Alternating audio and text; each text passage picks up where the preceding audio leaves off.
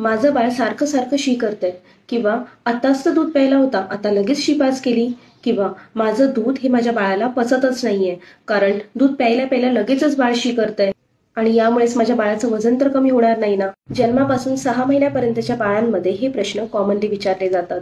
तर आज आपण बघूया नक्की हे नॉर्मल आहे की ॲबनॉर्मल आणि याच्या मागे काय काय कारणं असू शकतात.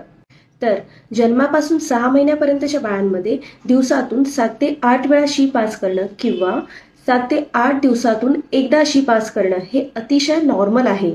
याचं सगळ्यात महत्त्वाचं कारण म्हणजेच या बाळांची स्टमक साईज ही अतिशय लहान असते आणि यासोबतच यांचे इंटेस्टाईन म्हणजे आतडे हे देखील लहान असतात. त्यामुळेच एकदा घेतलेलं दूध ते लवकर पचवतात. यासोबतच जर का ते आईच्या दुधावर असतील म्हणजेच एक्सक्लुझिव्ह ब्रेस्ट फिडिंगवर असतील तर यामध्ये आईचं दूध हे पचण्यासाठी अतिशय सोपं असतं किंवा हलकं असतं आणि त्यामुळेच या बाळांमध्ये दिवसभरामध्ये 7 ते 8 वेळा शी पास करणं हे अतिशय नॉर्मल आहे. ही बाळं दिवसभरामध्ये 8 ते 12 वेळा फीड घेतात. अशामध्ये 7 ते 8 वेळा मोशन पास करणं हे एकदम नॉर्मल आहे.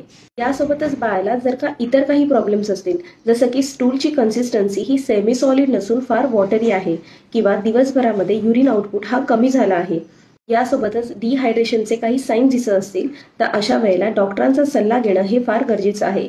याच्या पार्ट 2 मध्ये आपण बघूया बाळ दूध प्यायल्या प्यायल्या किंवा दूध पीत असतानाच लगेचच शी पास का करतं. यासोबतच बाळांच्या आरोग्याविषयी जर का अधिक माहिती हवी असेल तर या पेजला नक्की फॉलो करा आणि श्री चाइल्ड केअर क्लिनिकच्या YouTube चॅनलला नक्की सबस्क्राईब करा.